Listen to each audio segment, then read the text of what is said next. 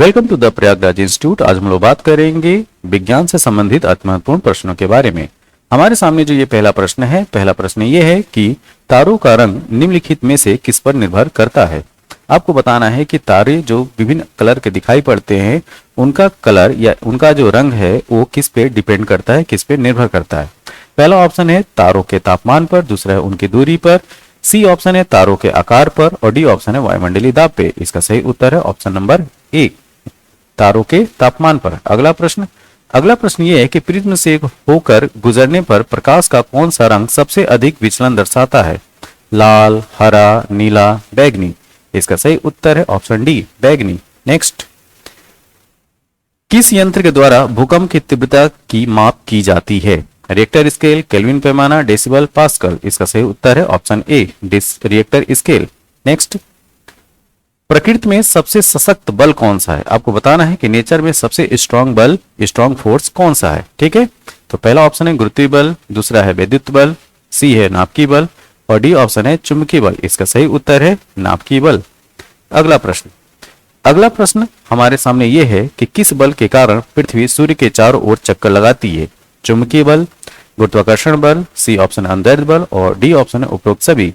इसका सही उत्तर है बी, गुरुत्वाकर्षण बल। अगला प्रश्न, किस यंत्र द्वारा विद्युत धारा का मापन किया जाता है। ठीक है, किस यंत्र के द्वारा विद्युत धारा का मापन किया जाता है, यह है अमीटर। ठीक है, अगला प्रश्न, ऑप्टिकल फाइबर किस सिद्धांत पर कार्य करता है। प्रकाश का प्रकीर्णन, प्रकाश का वर्ण विक्षेपण, पूर्ण आंतरिक परावर्तन और डी ऑप्शन है उपरोक्त सभी। इसका सही उत्तर है ऑप्शन सी, पूर्ण आंतरिक परावर्तन।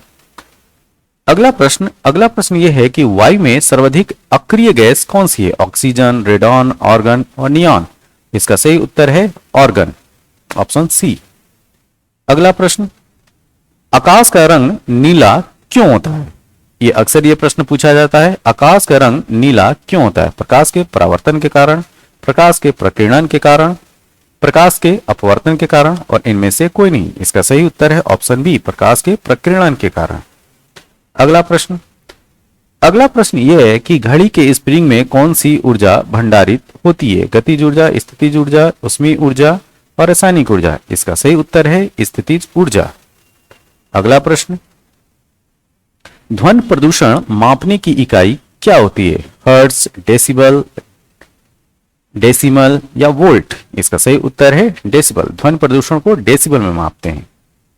अगला प्रश्न, निम्नलिखित में से कौन एक अदिश राशि है। आपको अदिश राशि बताना है। पहला ऑप्शन वेग, गति, सी ऑप्शन है बल आघूर्ण और डी ऑप्शन है विस्थापन। इसका सही उत्तर है गति। गति एक जो है अदिश राशि है। अगला प्रश्न, प्रकाश वर्ष निम्नलिखित में से किसका मात्रक है। दूरी, समय, प्रकाश की तीव्रता, प्रकाश का वेग। सही उत्तर है दूरी का मात्रक है। अगला प्रश्न, प्रत्यावर्ती धारा को दिष्ट धारा में बदलने के लिए किसका प्रयोग किया जाता है। डायनेमो का, ट्रांसफार्मर का, मोटर का और रेक्टिफायर का। सही उत्तर है रेक्टिफायर। तो एसी को डीसी में रेक्टिफायर बदलने का काम करता है।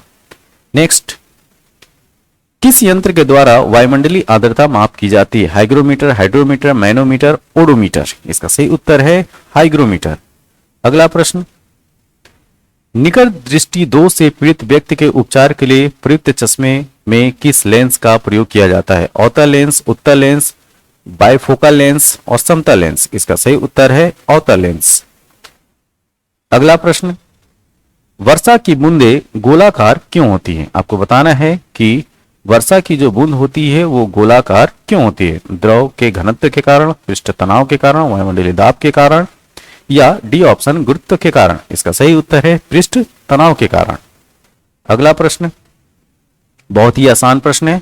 आपको बताना है कार्य का मात्रक क्या होता है। जूल, किलोग्राम, वाट, डाइंट। इसका सही उत्तर है ऑप्शन ए, जूल।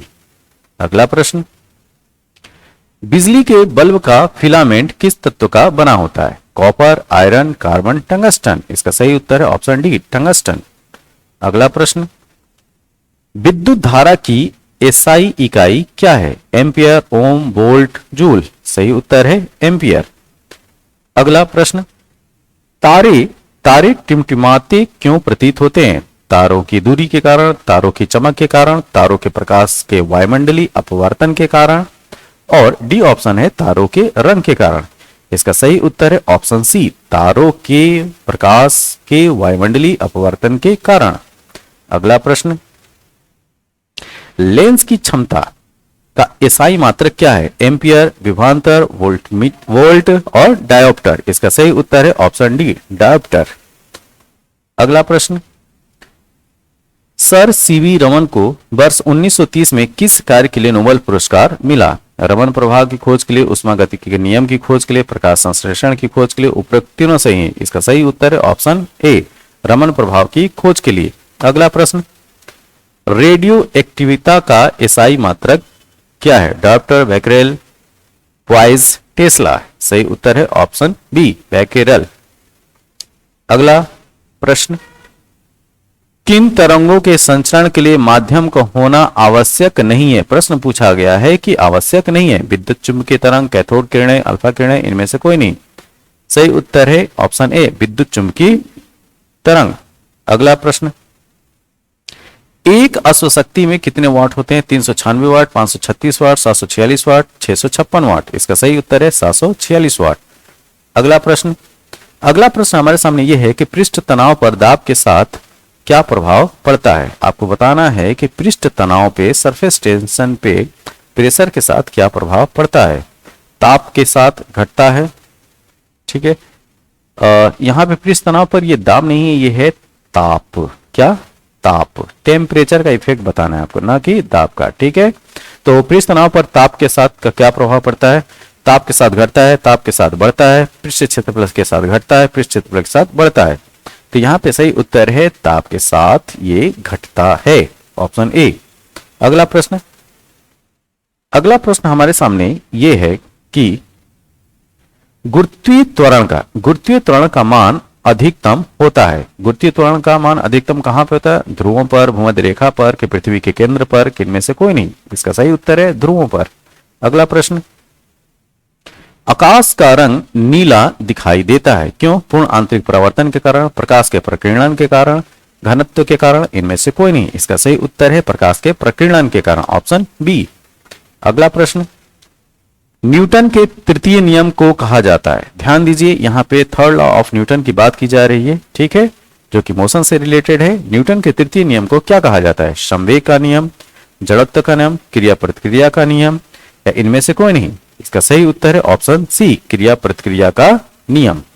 अगला प्रश्न हमारे सामने यह है कि बल्ब के अंदर भरी जाने वाली गैस कौन सी होती है? क्लोरीन, आर्गन, फ्लोरीन, क्या हाइड्रोजन? इसका सही उत्तर है आर्गन। कमेंट बॉक्स में आपको यह बताना है कि आर्गन का एटॉमिक नंबर होता क्या है। अगला प्रश्न हमारे सामने यह है कि विद्युत ऊर्जा को, ध्यान दीजिए, विद्युत ऊर्जा को ध्वनि ऊर्जा में रूपांतरित करता है क्या? लाउड स्पीकर, माइक्रोफोन, हीटर या पंखा? इसका सही उत्तर है लाउड स्पीकर।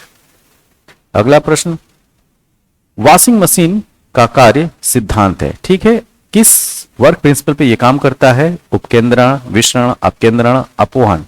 इसका सही उत्तर है अपकेंद्रण। अगला प्रश्न, परमाणु बम, आपको बताना है कि परमाणु बम आधारित होता है नाभिकीय विखंडन पर, नाभिकीय रिएक्टर पर, ए और बी दोनों पर, इनमें से कोई नहीं।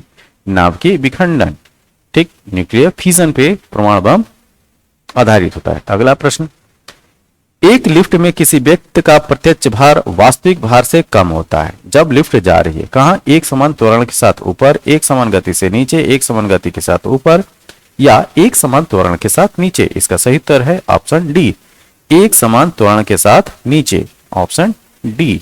अगला प्रश्न हमारे सामने यह है कि पानी में लोहे की सुई डूब जाती है लेकिन जहाज तैरता रहता है, यह किस सिद्धांत पर आधारित है? पास्कल का सिद्धांत, आर्किमिडीज का सिद्धांत, गुरुत्वाकर्षण का नियम, या इनमें से कोई नहीं? इसका सही उत्तर है आर्किमिडीज का सिद्धांत। अगला प्रश्न, मृग तृष्णा, ठीक, मृग तृष्णा बनने का कारण क्या है? पूर्ण आंतरिक परावर्तन, अपवर्तन, परावर्तन, विसरण? इसका सही उत्तर है टोटल इंटरनल रिफ्लेक्शन। तो पूर्ण आंतरिक परावर्तन की वजह से मृग तृष्णा बनती है। अगला प्रश्न यह है कि सोनार अधिकांशतः प्रयोग में लाया जाता है अंतरिक्ष यात्रियों द्वारा, नौ संचालकों द्वारा, इंजीनियर द्वारा, डॉक्टरों द्वारा? इसका सही उत्तर है नौ संचालकों द्वारा। अगला प्रश्न, हाइड्रोजन बम किसने विकसित किया? J Robert Oppenheimer, Edward Teller, Samuel Cohen, Werner von Braun. तो इसका सही उत्तर है एडवर्ड टेलर ने हाइड्रोजन बम विकसित किया था। अगला प्रश्न, लेजर का आविष्कार किसने किया था? सर फ्रैंक व्हिटल, सेमुर क्रे, फ्रेड मोरिसन या टी.एच. मेमन। इसका सही उत्तर है टी.एच. Memon, option D. अगला प्रश्न यह है कि कृष्ण छिद्र सिद्धांत को प्रतिपादित किया था किसने? एस चंद्रशेखर ने, हरगोविंद खुराना ने, एच.जे. भाभा ने या इनमें से कोई नहीं। इसका सही उत्तर है एस चंद्रशेखर, ऑप्शन ए। अगला प्रश्न यह है कि निम्नलिखित में से कौन सी ग्रीन हाउस गैस है? Nitrogen, oxygen, ozone, carbon dioxide. इसका सही उत्तर है कार्बन डाइऑक्साइड, CO2 क्या है? एक ग्रीन हाउस गैस है। अगला प्रश्न हमारे सामने यह है कि नाभिकीय रिएक्टरों में ग्रेफाइट का प्रयोग किया जाता है विमंदक के रूप में, ईंधन के रूप में, स्नेहक के रूप में कि विद्युत रोधी के रूप में। तो इसका सही उत्तर है विमंदक के रूप में ग्रेफाइट का यूज किया जाता है। अगला प्रश्न हमारे सामने यह है कि निम्नलिखित में से वह धातु कौन सी है जो पानी को अत्यधिक प्रदूषित करती है? सीसा, आर्सेनिक, मैग्नीशियम, पोटेशियम। इसका सही उत्तर है आर्सेनिक। अगला प्रश्न यह है कि घरेलू प्रशीतित्र में सामान्यतः कौन सा प्रशीतक प्रयोग में लाया जाता है? Oxygen, neon, freon, nitrogen. इसका सही उत्तर है फ्रेयॉन। अगला प्रश्न यह है कि एक्स किरणों की खोज किसने की थी? रोंजेन ने, फेराडे ने, लेवोजियर ने कि एच डेवी ने। इसका सही उत्तर है ऑप्शन ए, रोंजेन ने। अगला प्रश्न, कोई भी नाव नहीं डूबेगी यदि वह पानी हटाती है अपने भार के बराबर, आयतन के बराबर, घनत्व के बराबर या पृष्ठभाग के बराबर। इसका सही उत्तर है ऑप्शन ए, भार के बराबर। अगला प्रश्न,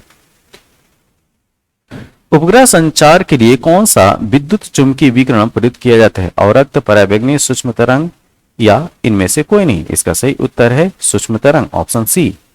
अगला प्रश्न, ट्रांसफार्मर के क्रोड के लिए सर्वोत्तम द्रव्य है? मृदु इस्पात, स्टेनलेस स्टील, नर्म लोहा या कठोर स्टील। इसका सही उत्तर है नर्म लोहा। अगला प्रश्न, इनमें से कौन सेमीकंडक्टर का एक उदाहरण है? Germanium, German silver, arsenic, phosphorus. सही उत्तर है जर्मेनियम। ये हमारे सामने कुछ सामान्य विज्ञान से संबंधित अति महत्वपूर्ण प्रश्न थे। ये प्रश्न आपको कैसे लगे? जैसे भी लगे हों आप कमेंट बॉक्स में जरूर बताएं। तब तक के लिए थैंक यू, धन्यवाद।